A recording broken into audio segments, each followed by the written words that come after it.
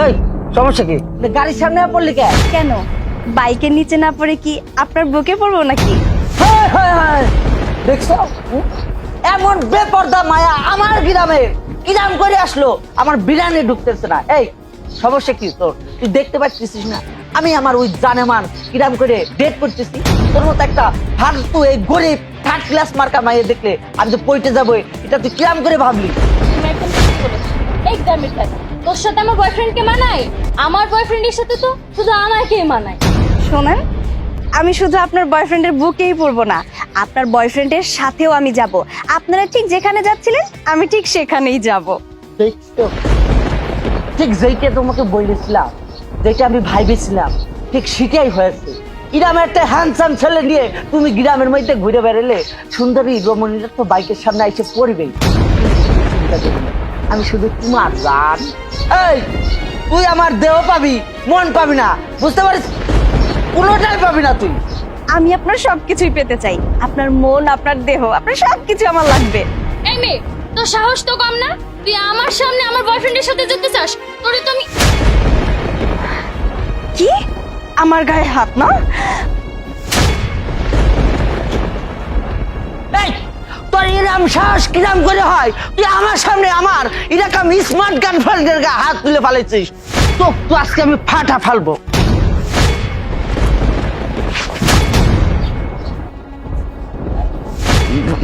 ভাইজান, আপনি কখন আসলেন? অথই তুমি ফ্রেন্ড, এটা আমার বন্ধু। বন্ধু? তোর ফ্রেন্ড তাই না? আর কতকাল মিথ্যা কথা বলবি? কত নাটক তুই আমার সাথে করবি? তোর বাড়িতে বউ থাকা সত্ত্বেও তুই এইভাবে পরকীয়া করে বেড়াচ্ছিস। ভাই আমি তোমাকে বলেছিলাম না, তুমি আমার কোনো কথাই শোনোনি। এবার হাতে নাতে সবকিছু ধরা পড়েছে, প্রমাণ হয়েছে তো সবকিছু। কেন হবে না? সবকিছু তো এখন আমার নিজের চোখের সামনে। এই তোরে নিজে পছন্দ করে বিয়ে করেছিলাম আমার বোনের লোক। আমার বোনটা যেন ভালো থাকে এর জন্য তোরে সবকিছু দিছি আমি, বাড়ি গাড়ি হুন্ডা সবকিছু দিছি। আর তুই কি করলি? আমার বোনের লগে এত বড় একটা গেম খেললি। আমার বোনরে বাড়িতে রেখে আরেকটা মাইয়ারে নিয়ে ঘুরতেছস। তোর নামে আমি একটা অভিযোগ শুনি নাই, অনেকগুলো অভিযোগ শুনছি। আমি বিশ্বাস করি নাই। কেন বিশ্বাস করি নাই জানোস? আরে তোরে তো আমি পছন্দ করে বিয়ে করাইছিলাম। আমি ভাবছিলাম তুই আমার বোনটারে অনেক ভালো রাখবি, সুখে রাখবি, শান্তিতে রাখবি। এই তার নমুনা। আমার বোনটারে সুখে রাখছস, জীবনটা সালাফালা করে দিছস। এই যে তোরে এত কিছু দিছি না, বাড়ি গাড়ি হুন্ডা সবকিছু দিছি না, টাকা পয়সা কোনো কিছুর অভাব রাই নাই, এই সবকিছু আমি তোর থেকে রানি। এই যে হুন্ডাটা দিছি না তোরে, এটা তোর আমি পিছন দিয়ে পড়ব। কতটা ভালোবাসছিলাম, ভালোবাসে আমার বোনটারে তোর হাতে তুলে দিছিলাম, আর তুই আমার বোনটার জীবনটা জ্বালাপালা করে দিলি, জীবনটা একদম তছনছ করে দিছস। তোরে তো আমি এমনি ছাড়ুম না, আমি তোরে দেখ খেলুম।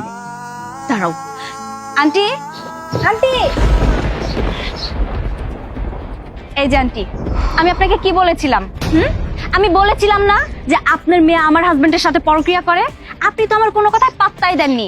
আপনি কি বলেছিলেন? আপনি গর্ব করে বলেছিলেন আপনি আপনার আদর্শে আপনার মেয়েকে তৈরি করেছেন।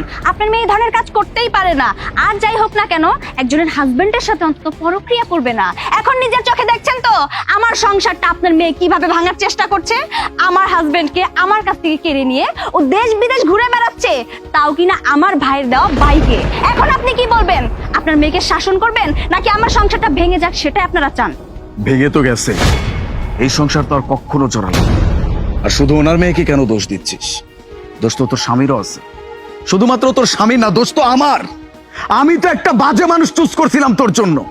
এই যে কি মেয়ে মানুষ করছেন, হ্যাঁ? কেমন মেয়ে মানুষ করছেন? এতটুকু শিক্ষা দিতে পারেন নাই? সে একটা মেয়ে মানুষ, অন্য কারো সংসার সে কিভাবে ভাঙে? এইরকম কিছু মেয়েদের জন্য আমাদের দেশে প্রতিটা সংসার ভাঙতেছে। এখনো সময় আছে, নিজের মেয়েকে শিক্ষা দেন, ঠিকভাবে শিক্ষা দেন। যদি এটাও দিতে না পারেন, আজ বাদে কাল আরো 10টা মানুষের সংসার ভাঙবে। নিয়ে যান আপনার মেয়েকে।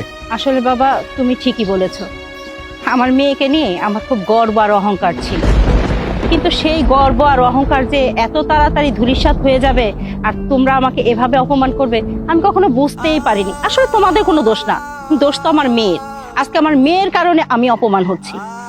কিন্তু জানো বাবা, আমি খুব অহংকার করতাম যে আমি আমার আদর্শে আমার মেয়েকে তৈরি করছি, কিন্তু আমার মেয়ে বাহিরে এসে যে এই সব কাজ করে বেড়ায় সেটা আমি কখনো বুঝতেই পারি নাই। আর অথই তুমিও আমার মেয়ের মতো, আর একটা মা হয়ে কি করে আর একটা মেয়ে সর্বনাশ করি বলো? কখনোই সম্ভব না। আর এই জন্য আমার মেয়েকে কিভাবে কি করতে হয় সেটা আমি ভালো করেই জানি। আর হারামজাদি, তোর বাড়িতে নিয়ে আমি সাইজ করতেছি। আর বলছি আমার নাটক কাজ করেছে তুই বুঝতে পারিস?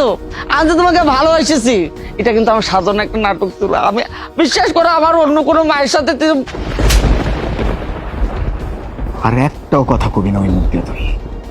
আজকে বাড়িতে চল, তারপরে তোর ব্যবস্থা আমি করতেছি। চল।